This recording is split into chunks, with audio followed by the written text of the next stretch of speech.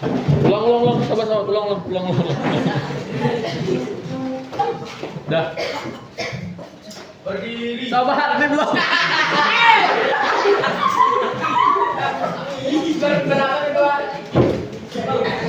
Dah. Udah siap. Udah. Berdiri. Atur lapangan jali. Teman-teman, sebelum kita memulai pembelajaran, kita berdoa menurut kepercayaan dan agama masing-masing. Berdoa dimulai. Berdoa selesai. Baik, adik-adik, perkenalkan sebelumnya kakak Safi Media Terbangunan, kalian bisa panggil kakak Kevin. Di sini pertemuan kali ini, oh ya sebelumnya maaf, apakah ada yang absen? Ada yang nggak masuk? Apa ada yang dispen? Siapa? Ada. Dispen, sakit. Oke, sebelum kakak masuk ke materinya itu, di sini kakak akan melanjutkan pertemuan sebelumnya yaitu mengenai, maksudnya materi yang baru yaitu mengenai mengenal dan mengembangkan diri secara positif. Yang dimana di sini kakak akan melaksanakan salah satu layanan bimbingan dan konseling yaitu bimbingan klasikal. Yang dimana kita akan melaksanakannya selama satu mata pelajaran, 7 mata pelajaran. Sebelum kakak mulai, ada yang tahu nggak apa sih itu menurut kalian, mau itu jawabannya panjang, mau singkat, apa itu mengenal dan mengembangkan diri secara positif? Yang tahu boleh angkat tangan. Singkat boleh, panjang boleh. Menurut kalian, pengetahuanmu, ada yang tahu? Ada yang tahu nggak? Ini nggak ada yang tahu nih. Udah deh. Jadinya kakak jelasin dulu deh kalau kalian ada yang tahu apa sih itu mengenal dan mengembangkan diri secara positif. Kalau secara umum hal ini itu termasuk dalam kehidupan sehari-hari kita, yang dimana pengertiannya itu adalah cara kita berpikir positif, cara kita melaksanakan kegiatan dengan baik tanpa ada gangguan seperti pikiran negatif atau gangguan dari lingkungan buruk dari sekitar, maupun itu dalam lingkungan sekolah, keluarga, teman, dan lain-lain. Di sini ada 2 poin yang kakak akan tanya terkait dengan mengenal dan mengembangkan diri secara positif. Ini tadi kakak udah kasih tahu pengertiannya, di sini kakak ingin tanya.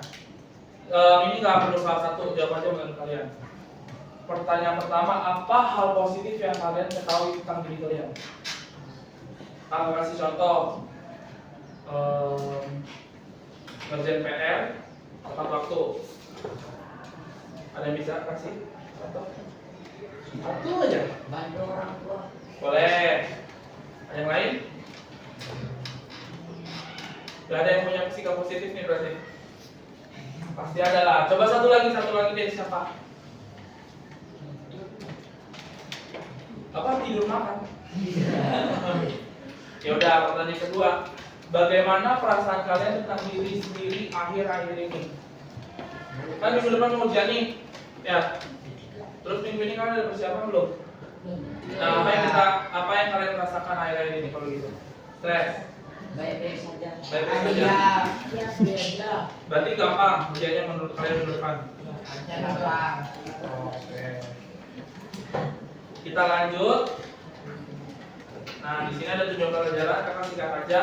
7 pelajaran kita kali ini itu pertama mengenali kelebihan dan kekurangan diri, yang kedua itu menumbuhkan rasa percaya diri, yang ketiga itu mengelola emosi secara positif, dan keempat itu poin yang terakhir itu mengembangkan tanggung jawab pribadi. Dari 7 pelajaran ini nih, kakak kasih bisa intinya yaitu adalah kalian bisa menguasai diri kalian.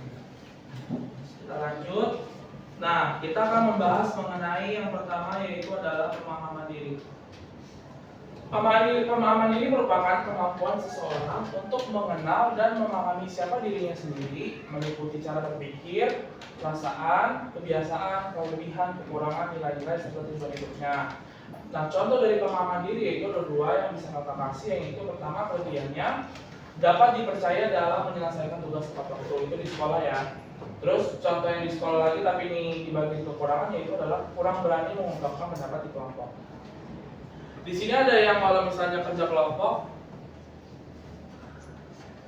Kalau di sini di sini ada yang kalau misalnya kerja kelompok ada yang diam aja nggak? Saking gak enaknya ngomong sama temen, ungkapin pendapat. Kayak menurut kalian tuh lebih baik diem daripada nanti kalau menurut kalian misalnya menurut kalian tuh pendapat kalian tuh takutnya ngancurin ide satu kelompok. Ada yang pernah gitu nggak? Lebih baik diem aja deh. Terus ujung-ujungnya kalian dianggap pasif. Tapi sebenarnya kalian pengen ngasih pendapat, tapi serba salah mau ngasih apa enggak gitu. Dimana itu sebenarnya jangan seperti itu gitu. Kalau misalnya ada teman-teman yang pengen ngasih pendapat ya silakan. Tapi ini kan kelompok, konteksnya kalau kelompok itu berarti kalian gabungin pikiran kalian, misalnya 5 orang, berarti gabungin 5 pikiran tersebut menjadi satu dan bisa kelompok itu berjalan dengan baik. Terus ini ada kegiatannya nggak usah. Ini salah satu contohnya itu untuk pemahaman diri kalian. Ada contoh positifnya itu adalah a goal is a dream with a deadline. Jadinya contoh simpelnya itu ketika kalian ngerjain tugas, kalau dikasih tugas hari Senin, terus gurunya disuruh kumpulin hari Rabu, ya kalian kumpulinnya hari Rabu, jangan Rabu depan dikumpulin gitu. Oke, kita lanjut. Kita bahas mengenai kepercayaan diri. Sebelumnya dari kakakmu yang menjelaskan kepercayaan diri kan gampang nih. Menurut kalian kepercayaan diri itu dari diri kalian sendiri apa? Kepercayaan diri nih gampang nih.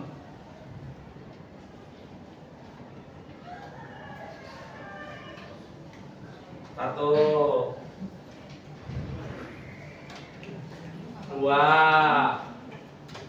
Gak ada yang tahu kepercayaan diri? Gimana? Artinya, menurut kalian? Gak ada yang tahu? Ya udah, kakak kasih.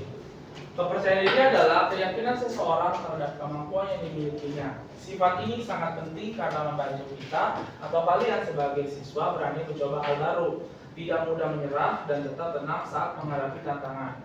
Dengan percaya diri, seseorang atau siswa seperti kalian dapat mengembangkan potensi diri secara maksimal dan mampu bersikap mandiri tanpa bergantung pada orang lain. Jadinya kepercayaan diri itu yang kakak bisa kasih dalam konteks kalian di lingkungan sekolah ini, yaitu kalian itu bukan hanya bisa misalnya kalian datang ke sekolah terus melaksanakan tanggung jawab kalian sebagai siswa terus pulang, itu enggak. Jadinya kan di dalam konteks sekolah ini kan kalian masuk ke sekolah, ada teman-teman masuk, terus sapa guru, terus misalnya dikasih contoh, ada teman kalian punya potong rambut yang baru, terus menurut kalian tuh potong rambutnya jelek, terus kalian terang-terangan bilang, kok rambutnya kayak gitu sih. Nah itu kan buat kepercayaan diri orang hilang tuh. Itu jadinya membuat orang tuh, oh ya udah, berarti itu membuat orang atau individu itu membuat mereka tuh, oh ya udah, berarti emang aku nggak diterima di lingkungan ini atau nggak diterima di pertemanan ini dan lebih baik aku sendiri. Nah itu nggak boleh, soalnya menurut pengalaman kakak sendiri, banyak teman-teman kakak pas SMP, pas SD maupun SMA itu kan masih masa pertumbuhan. Ada yang pernah dibully sampai seperti itu, terus ujung-ujungnya pas udah menuju dewasa sendiri, terus kalau sakit atau apa dia lebih tahan atau kayak ya udahlah tahan sendiri gitu, karena menurut dia dan teman-temannya nggak ada yang bisa supportif sama dia. Dan itu menurut kakak itu nggak boleh seperti itu ya. Kita harus tanamnya dalam diri kita, mau bentuknya seperti apa teman kita, mau bentuknya seperti A, B, C, D sampai Z, kita harus terima karena itu teman kita sendiri. Nah lanjutnya kita itu membahas mengenai ciri-ciri orang. Nah, ciri-ciri orang itu adalah orang yang memiliki kepercayaan diri. Ciri-ciri orang yang memiliki kepercayaan diri ya. Orang yang memiliki kepercayaan diri biasanya berani mengungkapkan pendapat dengan sopan, tidak takut gagal, dan mampu menerima kritik dengan lapang dada.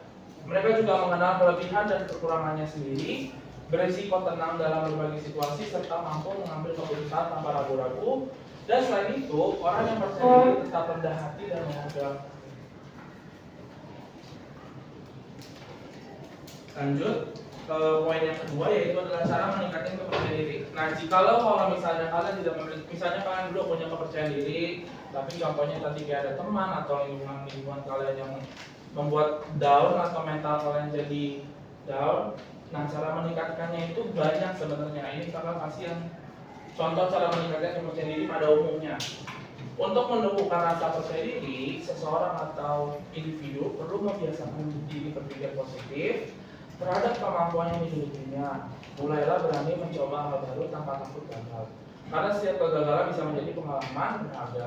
Selain itu, penting untuk mengenali kelebihan diri, memperbaiki kekurangan secara bertahap, serta belajar menghargai diri sendiri. Dengan begitu, kepercayaan diri akan tumbuh secara alami seiring pengalaman dan latihan. Jadinya cara meningkatkan kepercayaan diri itu yang saya bilang di awal itu banyak. Misalnya kalian kehilangan kepercayaan diri karena teman-teman kalian adalah sebut kata-kata yang tidak baik menurut kalian. Nah, misalnya cara meningkatkan kepercayaan diri kalian tunjukin misalnya kalian lomba, kalian menang, itu kan kepercayaan diri kalian membuat teman-teman kalian kayak positif juga, kayak, oh dia menang lomba. Padahal kemarin aku sama teman-teman memberikan kata-kata yang tidak baik, tapi dia tetap semangat dan memiliki kepercayaan diri yang baik. Nah, itu salah satu contoh cara meningkatkan kepercayaan diri yang positif. Terus, nah ini emosi. Ini salah satu faktor yang penting dalam kepercayaan diri, yaitu adalah emosi. Emosi adalah perasaan yang muncul sebagai reaksi terhadap situasi atau kejadian tertentu, seperti senang, marah, sedih, takut, atau kecewa. Mengenali emosi berarti memahami apa yang sedang kita rasakan dan apa penyebabnya. Dengan mengenali emosi, kita bisa mengendalikan reaksi agar tidak merugikan diri sendiri maupun orang lain. Misalnya, saat merasa marah, kita bisa sadar bahwa perasaan itu muncul karena sesuatu yang tidak sesuai dengan. Nah, kakak di sini ingin tanya, ada nggak dari kalian, misalnya ada teman, ini sebenarnya misalnya contohnya ini hal sepele. Di dalam lingkungan sekolah, kalian pernah nggak ada teman kalian iseng, yang dimana kalian tahu nih teman kalian iseng dan dia emang punya sikap yang suka bercanda. Yang dimana kadang-kadang kita kan nggak selalu punya mood untuk dibercandain kan. Maka dari itu, kalau kakak tanya apa yang harus kalian melakukan kalau misalnya ada teman iseng. Posisinya kalian tahu nih individu satu ini tuh dia suka bercanda emang dari dulu. Tapi pada saat itu kalian nggak mau dibercandain. Apa yang harus kalau kalian lakukan kalau kalian kaitkan dengan emosi? Kalau kaitkan emosi kan bisa aja kalian lempar sapu apa gimana kan kalau kesel. Kalau dikaitkan emosi apa yang bisa kalian lakukan? Cara mengatur emosi kalau ada teman atau individu yang seperti itu? Yang bisa jawab? Menenangkan diri. Boleh, itu benar. Healing. Karena emosi healing. Oke, boleh. Satu lagi. Ada? Apa? Oke, kakak kasih tahu ya. Satu lagi itu menurut kakak itu caranya itu adalah ngajarin dia untuk berdiam. Dan di mana? Misalnya, ini namanya apa? Apa? Amar. Amaro. Nih misalnya Amaro, dia diam, terus kamu ganggu dia. Dan di mana dia tahu kamu itu orangnya suka bercanda, tapi dia pada saat itu moodnya lagi nggak baik atau moodnya lagi emang fokus dalam pelajaran. Terus kalau misalnya kita kaitkan Amaro harus memiliki emosi yang bisa mengerti bagaimana cara bereaksi dengan baik, seperti senang, marah, atau sedih, takut, atau kecewa itu harusnya tuh langsung Amaro misalnya digangguin kayak dilempar pulpen apa-apa kan sama dia. Terus harusnya kan kalau misalnya kita nggak kaitkan ini kan bisa aja dia lempar pulpen, ya udah lempar balik aja pluk gitu kan biar supaya langsung dia. Tapi kalau misalnya kaitkan emosi kan bisa aja kamu ngomong langsung tujuannya apa ya, maksudnya lempar pulpen. Kalau misalnya mau lempar pulpen, jangan pulpen sekalian batu lempar gitu kan. Itu nggak mungkin, bercanda. Oke. Lanjut. Nah, ini 3 cara menurut kakak bagaimana sih cara mengelola emosi negatif. Kakak singkat saja. Yang pertama itu bernapas dalam. Menurut kakak ini hal yang sangat banyak orang sepelekan karena kakak udah lakukan ini kalau misalnya kakak dalam keadaan stres, emosi kakak nggak stabil atau gimana yang menuju arah negatif, kakak bisa melaksanakan poin pertama yaitu bernapas dalam. Tapi dengan cara bersungguh-sungguh, jangan kayak itu kan sesak napas. Kalau ini kan pelan-pelan. Terus yang kedua itu refleksi diri. Contohnya itu kalian misalnya perilaku negatif lagi deh. Misalnya harusnya kalian nggak boleh keluar sampai jam kelas, tapi kalian keluar. Terus kalian diomelin sama guru dan itu buat kalian kapok. Nah, daripada kalian emosi atau kesel sama guru tersebut, kalian lebih baik, oh ya udah, ini kan salah saya. Apa salahnya guru saya memarahi saya karena guru tersebut gak mungkin marah tiba-tiba tanpa alasan. Pasti dia ada alasannya karena saya keluar pada saat yang pelajaran. Refleksi diri. Terus yang ketiga itu berbicara positif kepada diri sendiri. Contohnya itu contohnya itu misalnya minggu depan kalian ujian. Terus kalian yang paling takut itu dari semua ujian mata pelajaran itu matematika misalnya. Daripada kalian ngomong ke teman-teman kalian, aduh susah nggak usah belajar lah, aduh susah nggak usah dipelajarin kisi-kisinya. Lebih baik kalian ngomong. Ini sama aja dengan kalau kakak sambungkan ke agama, kalian bisa sama aja kayak berdoa kepada Tuhan kalian masing-masing. Tolong semoga matematikanya semuanya gampang. Tolong semoga soalnya cuma 5 soal. Tolong lembar jawabannya udah ada jawabannya. Kayak gitu kan siapa tahu gitu. Terus lanjut. Contoh situasi di sekolah yang membutuhkan pengendalian diri. Oke, ini apa yang tanya. Contoh situasi di sekolah yang membutuhkan pengendalian diri. Pertama, saat mendapat nilai rendah. Apa contoh sikap yang paling bisa ambil?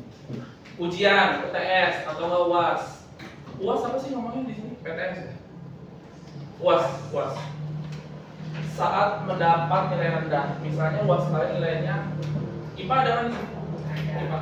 Misalnya KKM 75. Misalnya saat mendapat nilai rendah yang dimana UAS kalian dapat 74. Apa nilai sikap kalian? Contoh situasi yang bisa kalian pengendalian diri nih ya maksud kalian. Yang dimana gurunya iseng 74,5. Apa yang kalian lakukan? Itu kan hitungannya udah remeh dong. Terus gimana? Kalian misalnya dikasih kalian bahwa kalian contoh pengendaliannya kalian ya udahlah UAS lain kali jangan lagi kayak gini, atau kan nih kalian bawa ke ruang guru marah-marah sambil bawa tungku bakar. Ini apa maksudnya Bu? Apa gimana? Kalian pilih secara tidak langsung kalian mempermalukan diri kalian, atau kalian pilih jalan yang baik yaitu cara pengendalian diri. Pilih opsi 1 atau 2? Baik.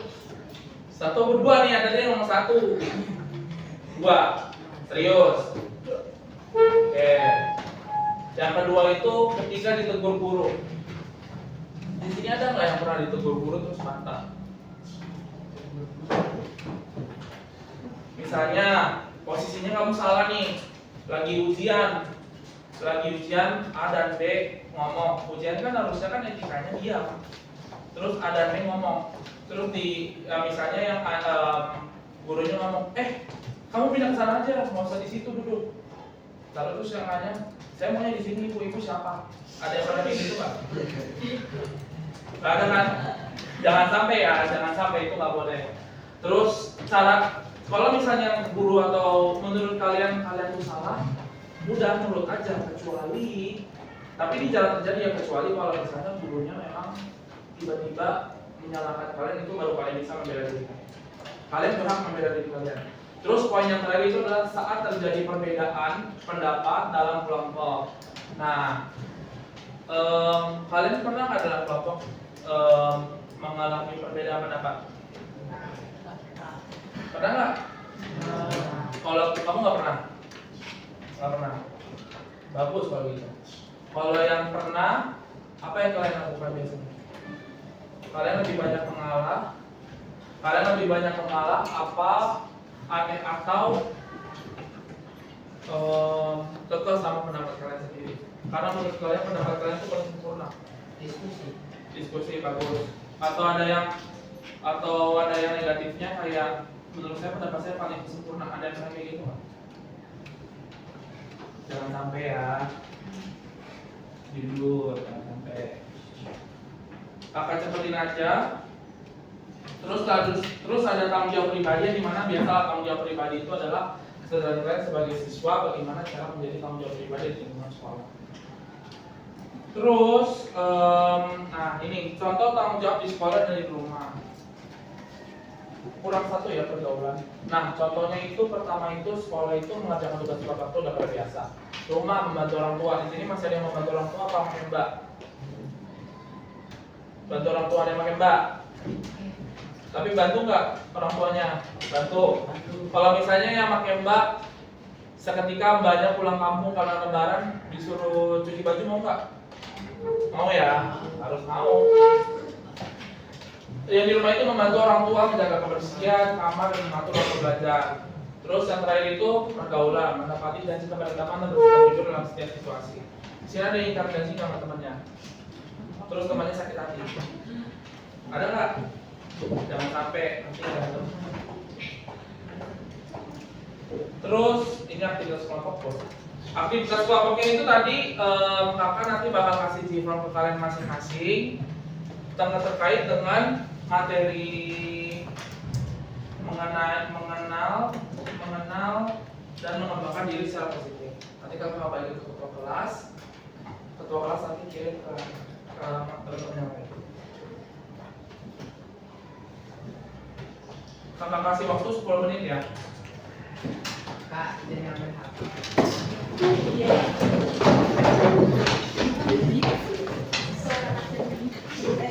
Aku dulu.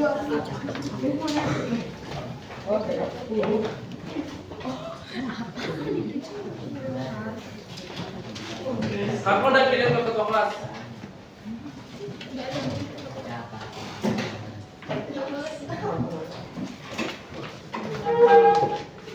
Tadi udah ingat kan kakak kasih sebelum itu? Udah ada lo udah ngerjainnya?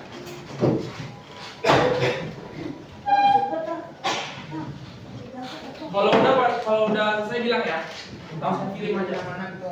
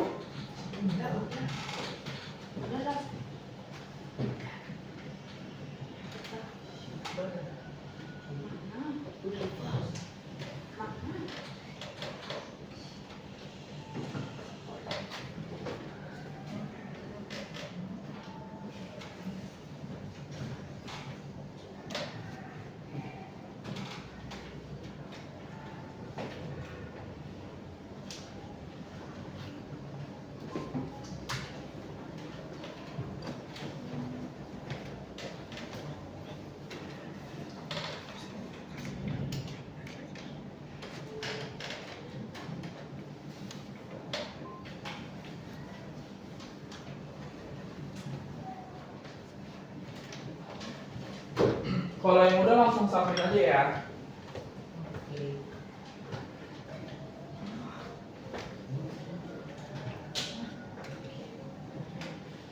Nanti untuk pertemuan selanjutnya kakak akan membahas materi selanjutnya yang udah kakak buatkan. Jadinya nanti minggu depan kalau ada jam 11 hari Senin kita lanjutkan. Tapi kan kayaknya minggu depan kan ujian kayaknya setelah ujian.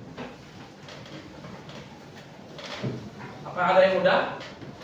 Sudah? Oke. Kalau begitu kakak jelaskan kesimpulan terakhir, yaitu kesimpulannya adalah pemahaman diri dan pengendalian emosi, kepercayaan diri dan tanggung jawab pribadi merupakan bagian penting dalam membentuk kepribadian yang dewasa dan tersendiri. Dengan mengenali diri sendiri, mengelola emosi secara sehat, berani, percaya pada kemampuan, serta melaksanakan tanggung jawab dengan baik. Setiap peserta didik atau kalian sebagai siswa dapat berkembang menjadi pribadi yang mandiri, bijak, dan siap menghadapi berbagai tantangan kehidupan. Baik, sekian yang bisa kami kasih terkait dengan materi kali ini. Apakah ada yang ditanya? Apa ada yang masih bingung? Tidak?